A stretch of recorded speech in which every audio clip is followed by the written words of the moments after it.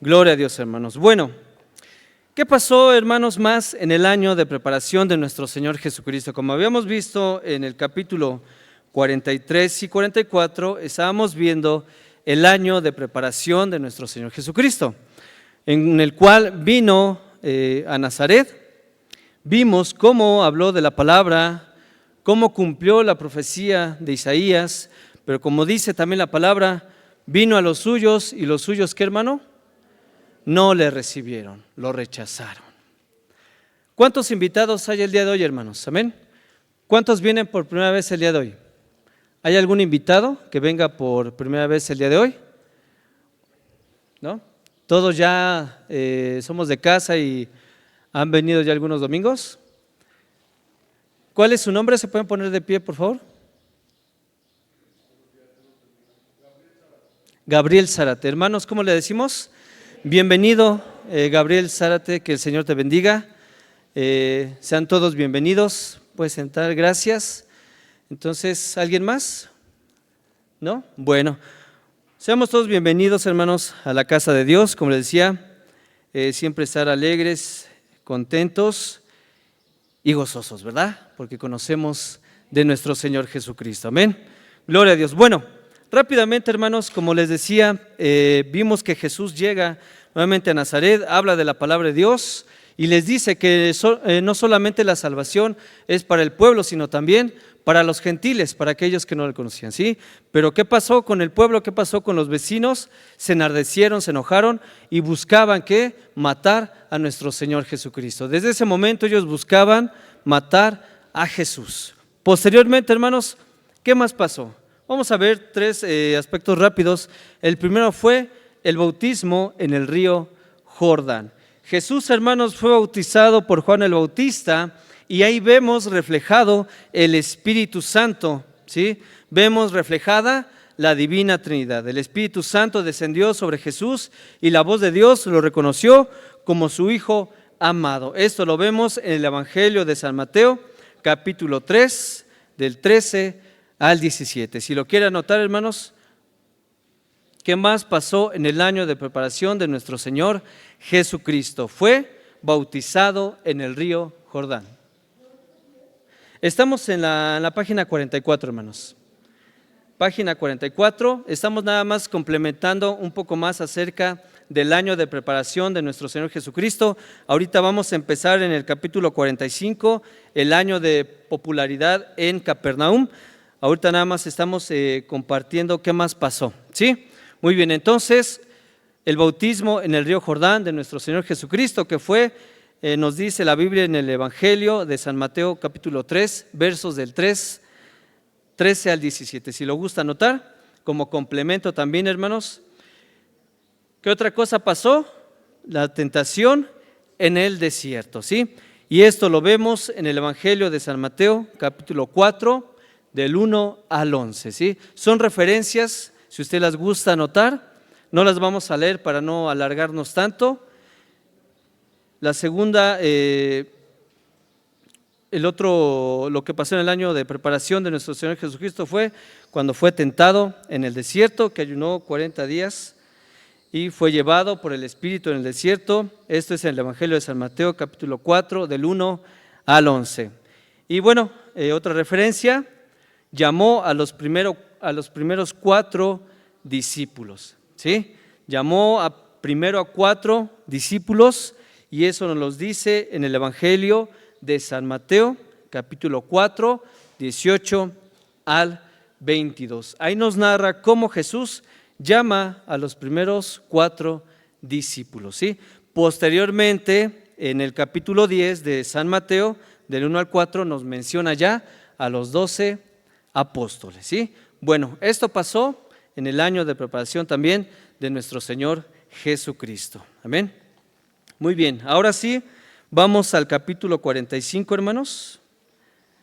Año de popularidad en Capernaum. La realidad, hermanos, es que este estudio en cuanto a esos años de preparación abarcan muy poco. Si nosotros estudiamos la palabra y si escudriñamos, vienen muchas referencias, vienen muchos textos de lo que Jesús hizo en el año de preparación, en su infancia, en el año de popularidad y en los demás años, ¿sí? Entonces, básicamente esto está muy corto. Lo que hago, hermanos, es compartir un poco para enriquecer qué más pasó, ¿sí? Pero ahorita vamos a ver el año de popularidad que fue en Capernaum, en el cual Jesús hizo milagros, ¿sí? Muchísimos milagros. Muy bien. Bueno, página 45, número 25. El año de popularidad es en Capernaum. Muy bien.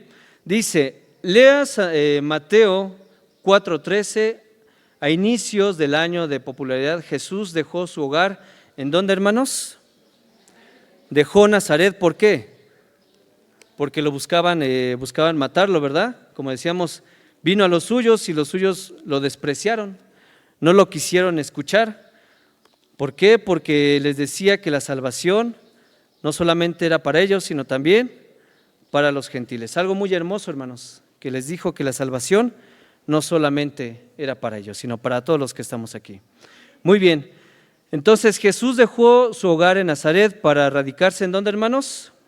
En Capernaum. Vamos a ver lo que dice el Evangelio de San Mateo, capítulo 4, 4:13. Y lo vamos a subrayar, usted le va a poner un circulito ahí en esa palabra. 4:13.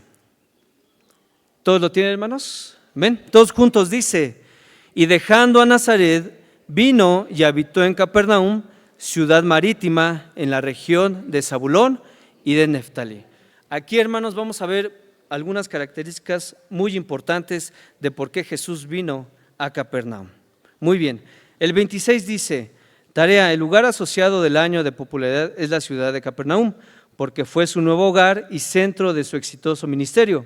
Con un lápiz rojo dibuje un círculo alrededor de la palabra Capernaum, ahí en el Evangelio de San Mateo 4:13. Muy bien, ¿ya lo subrayó, hermanos? Subraye o encierre la palabra Capernaum, ahí en su Biblia.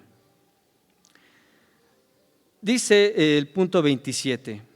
Según Mateo 4:13, la nueva ciudad donde Jesús fijó su residencia estaba en las montañas, al lado del mar o en el desierto. Al lado del mar. Muy bien. Vamos a entrar, hermanos, un poco en detalle.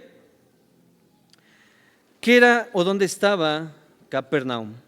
Capernaum, hermanos, era un cruce de caminos multiculturales, un centro comercial estratégico y un punto de fácil acceso a diversas comunidades. Entonces, quiere decir, hermanos, que ese sitio era donde comercializaban, era donde Mateo fue llamado, donde él estaba, porque era cobrador de impuestos, y vamos a ver ahorita cómo en ese lugar Mateo fue llamado para seguir a nuestro Señor Jesucristo. Entonces, este lugar, hermanos, era excelente para que nuestro Señor Jesucristo pudiera compartir el Evangelio, ¿sí? Porque aparte, hermanos, de que llegaban extranjeros y llegaban varios a esa ciudad, ellos mismos oían de Jesucristo e iban a su ciudad y compartían de lo que Jesús les hablaba. Entonces, era un cruce, hermanos, de caminos multicultural y un centro comercial estratégico y un punto de fácil acceso a diversas comunidades. Y ahí vemos cómo Jesús podía desplazarse en barcas hacia ciertos lugares. La ubicación dice que era en el mar de Galilea. Esta posición estaba a orillas del mar de Galilea, le permitió a Jesús utilizar barcos para viajar rápidamente a otras comunidades a lo largo de la costa, ¿sí? Este punto era muy importante en el cual nuestro Señor Jesucristo podía movilizarse, ¿sí? Y podía ir a diferentes partes. Usaba una barca en la cual Pedro, a los que había llamado, a los primeros 4, lo acompañaban, ¿sí? Había un flujo constante de extranjeros, comerciantes y viajeros de diversas culturas. ¿Por qué cree que los hermanos quieren hacer este evangelio, hermanos, en estos tiempos, o más bien en este tiempo que es el mundial aquí en México? Porque vienen muchos extranjeros, vienen de diferentes, obviamente pues a lo mejor nosotros no vamos a entender su idioma, ¿verdad? Pero ellos quieren aprovechar, hermanos, de que va a haber diversidad, ¿sí?, de países para ir y compartir el evangelio. Jesús era lo que estaba haciendo en este momento, ¿sí? Por eso dice que había un flujo constante de extranjeros, comerciantes, viajeros de diversas culturas. Al ser una ciudad fronteriza, Capernaum contaba con una aduana o puesto de recaudación de impuestos donde fue llamado Mateo. ¿Sí? Imagínese, ¿usted cree que Dios no puede tocar los corazones de toda esa gente que viene? De todos esos países. ¿Pero qué tenemos que hacer? Bueno, tenemos que disponer tiempo, tenemos que disponer muchas cosas, ¿verdad?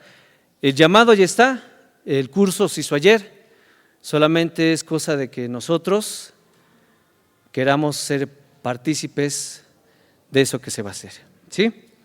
Muy bien, 28, vamos al punto 28 ahí en nuestro estudio. Dice: la ciudad de Capernaum, en contraste con la aldea de Nazaret, fue centro perfecto para un ministerio exitoso.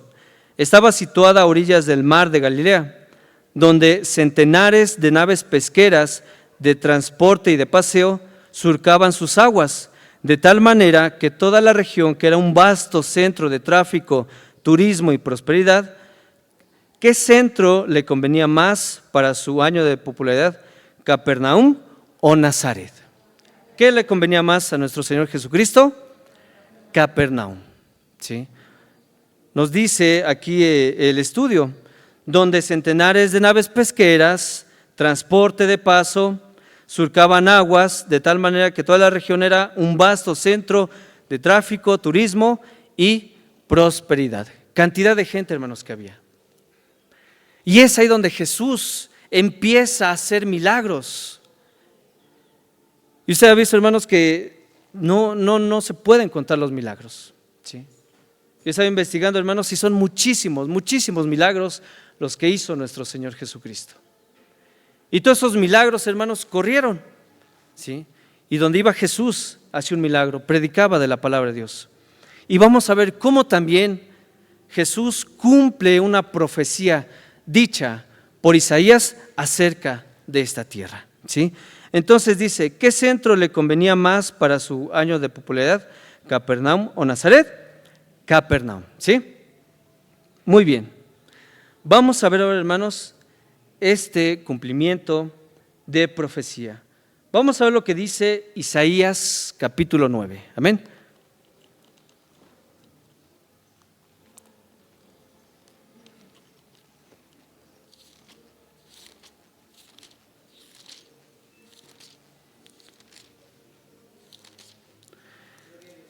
Isaías capítulo 9, y vamos a leer versos 1 y 2. Isaías capítulo 9, versos 1 y 2. ¿Ya lo tienen, hermanos?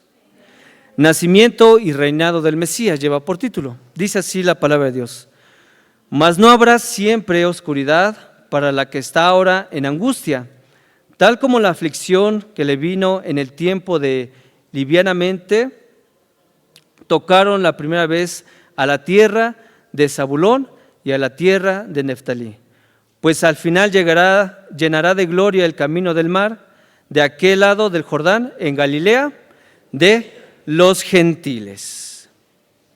La tierra de Zabulón y Neftalí era una antigua región de Galilea al norte de Israel y conocida mejor como Galilea de los gentiles.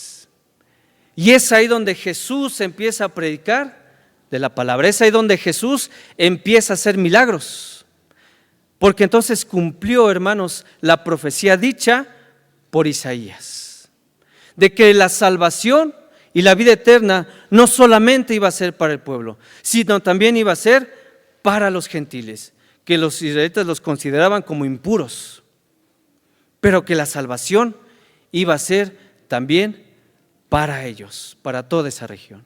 Y es por eso que Jesús empieza a hacer milagros, empieza a mostrar su poder. Ya había sido bautizado con el poder del Espíritu Santo, ¿sí? Y vemos reflejada la Divina Trinidad. Bien, entonces vamos a leer otra vez.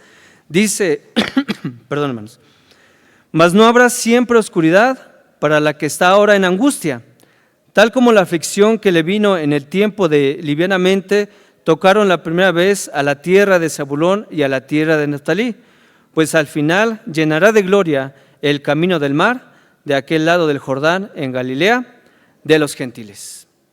Capernaum, donde Jesús empieza su año de popularidad, ¿sí? Entonces, la tierra de Zabulón y de Neftalí era una antigua región de Galilea al norte de Israel.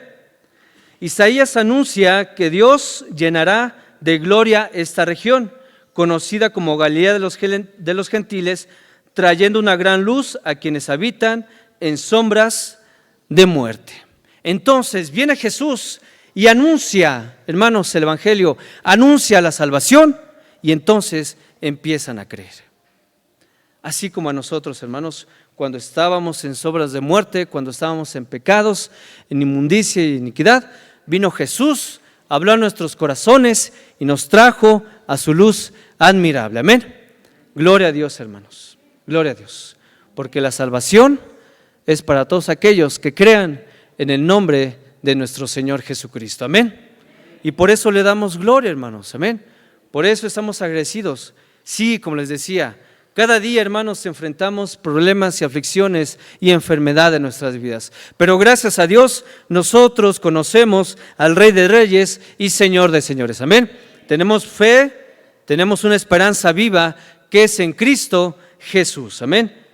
Y seguimos aprendiendo de la palabra de Dios. Amén. Importante también aprender de la vida de nuestro Señor Jesucristo. El cumplimiento, hermanos. ¿Cuál es este cumplimiento? Vamos al Evangelio de San Mateo. Nuevamente vamos a regresar al Evangelio de San Mateo. Evangelio de San Mateo capítulo 4, pero vamos a leer del verso 12 al 17. Evangelio de San Mateo capítulo 4, versos del 12 al 17. Amén. Gloria a Dios, todos juntos, hermanos.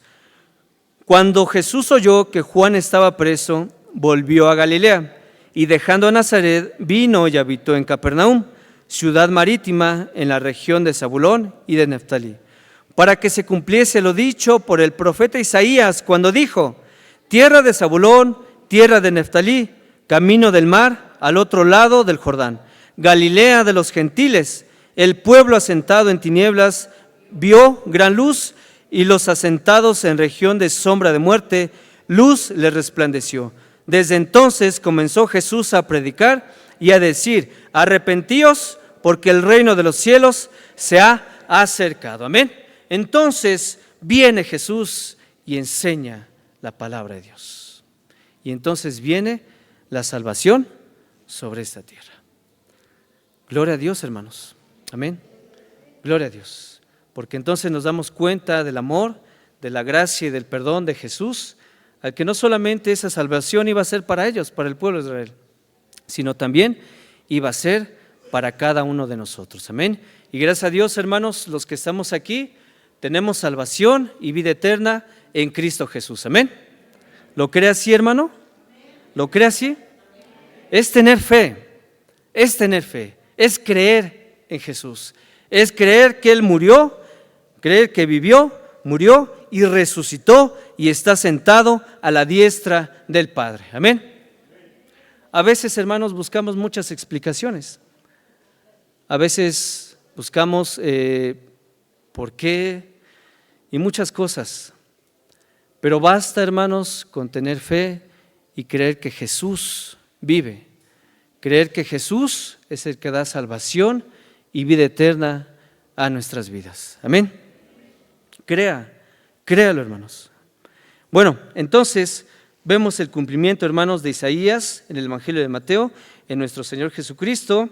Jesús cumplió esta profecía al dejar Nazaret para establecerse en Capernaum y allí iniciar su ministerio público. Amén. Muy bien, punto 29, dice: Capernaum fue un excelente centro para su nuevo ministerio. En pocas semanas, toda la provincia resonaba con su nombre. Era el tema de conversación en todas las naves del lago y en cada casa de la región. Grandes multitudes empezaron a juntarse alrededor de él. Llegaban de cerca y de lejos para escucharle. ¿Hasta dónde llegó su fama en el año de popularidad? Vamos a leer Mateo 4:24. Ahí mismo vamos a leer el 24. ¿Ya lo tienen, hermanos? Dice: y se difundió su fama por toda Siria, y le trajeron todos los que tenían dolencias, los afligidos por diversas enfermedades, y tormentos, los endemoniados, lunáticos y paralíticos, ¿y qué? Y los sanó. ¿Sí? Y se difundió su fama, hermanos, por toda Siria. Y le trajeron entonces, como ya habían escuchado de Jesús, entonces empezaron a traer a aquellos que estaban enfermos, endemoniados, atormentados. Y dice, y todos los que tenían dolencias, enfermos, los afligidos por diversas enfermedades y tormentos, los endemoniados, lunáticos, paralíticos. ¿Y qué hizo Jesús? Los empezó a sanar. Empezó a mostrar ese poder, empezó a mostrar esos milagros, y entonces su fama se empezó a difundir. Y todos empezaron a conocer que Jesús hacía milagros. Le voy a citar a algunos, hermanos, de muchísimos milagros que hizo Jesús en el año de popularidad. Sanidad del paralítico, Mateo 9, 2, 8. Vamos a estar ahí en Mateo. Mateo 9, 2 al 8.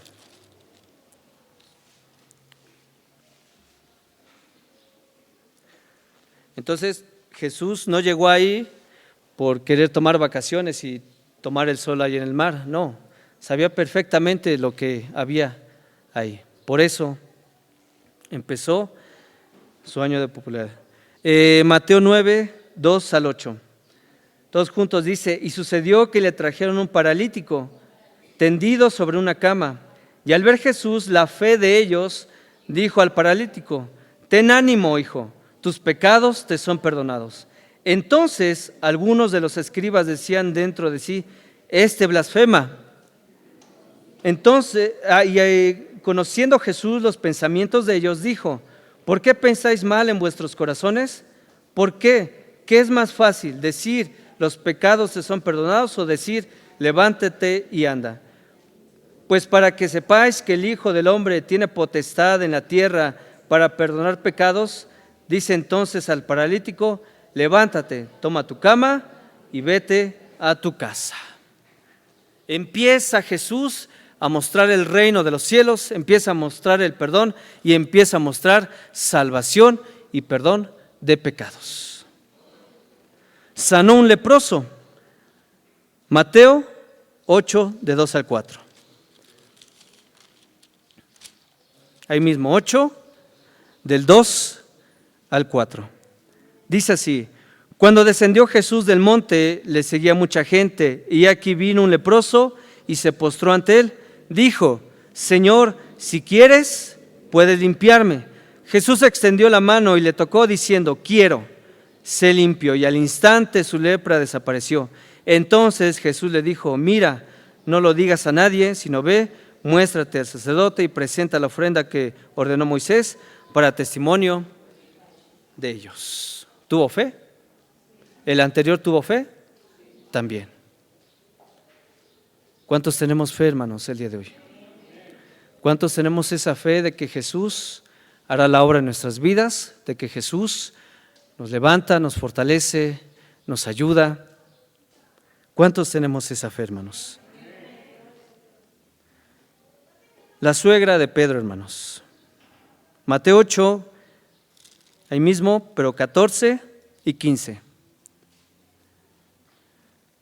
Dice: vino Jesús a casa de Pedro y vio a la suegra de éste postrado en cama con fiebre, y tocó su mano y la fiebre la dejó, y ella se levantó y le servía. Y cuando llegó la noche, trajeron a él muchos endemoniados, y con la palabra echó fuera a los demonios y sanó a todos los enfermos. Multitudes, hermanos, le siguieron desde múltiples regiones, incluyendo Galilea, Perea, Decápolis y Siria. Mucha gente, hermanos, empezó a reconocer a Jesús, empezó a seguirlo, empezó a extender su fama porque sabían que los sanaba, sabía que los alimentaban, sabía que Él era movido en misericordia y empezaba a hacer milagros. Sanidad del endemoniado ciego y mudo. Mateo 12, 22. Mateo 12, verso 22. Dice así la palabra de Dios. Entonces fue traído a él un endemoniado, ciego y mudo, y le sanó, de tal manera que el ciego y mudo veía y hablaba. Amén. ¿Cuántos creemos en el poder de Dios, hermanos? Los científicos, doctores, hermanos, todavía se sorprenden, hermanos, todavía no reconocen que hay un Dios, primeramente que hay un Dios soberano que hizo los cielos y la tierra, y después que ese Dios que está vivo hace milagros en su pueblo, hace milagros en la vida de sus hijos, y a veces, aún así nosotros seguimos dudando del poder de Dios. Amén. Resurrección del hijo de la viuda, Lucas.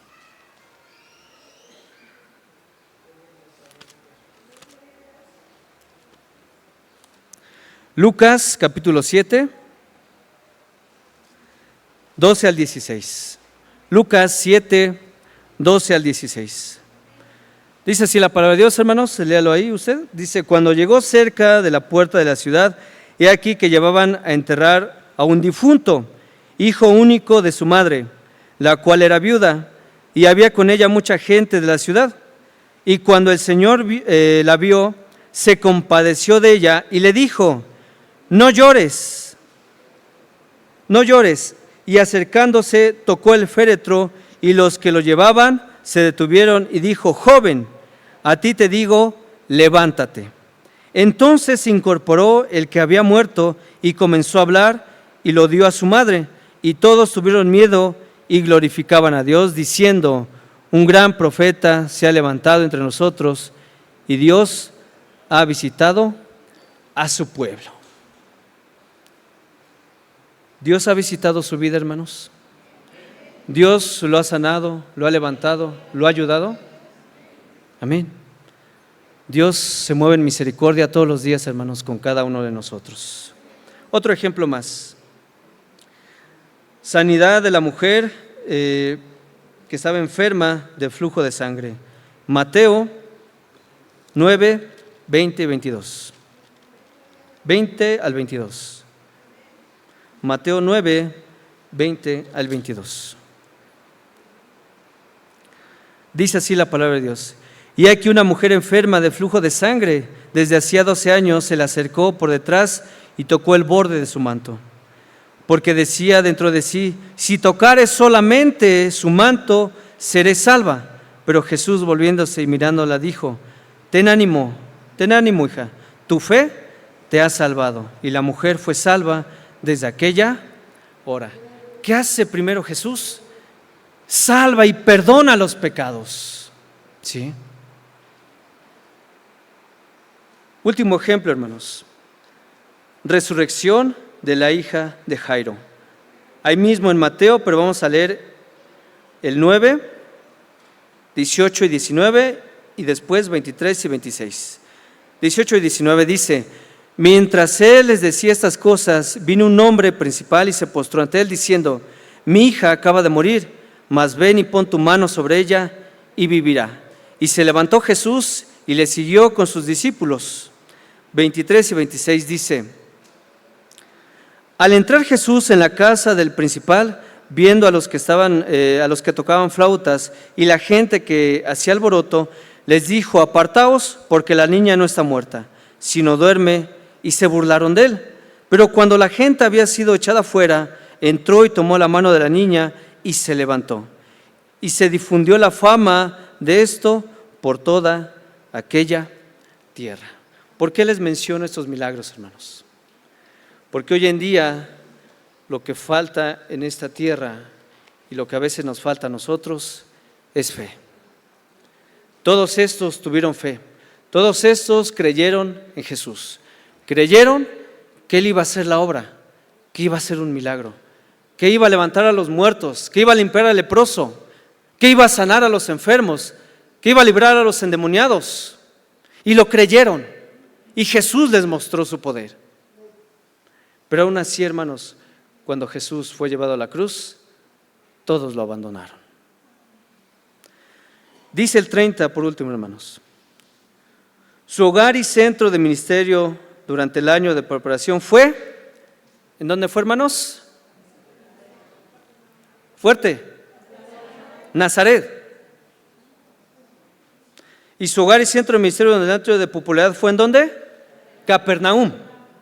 Su hogar y centro de ministerio durante el año de preparación fue en Nazaret. Fue primero en Nazaret. Después, su hogar y centro de ministerio durante el año de popularidad fue en Capernaum. ¿Sí? Fue en Capernaum. Muy bien.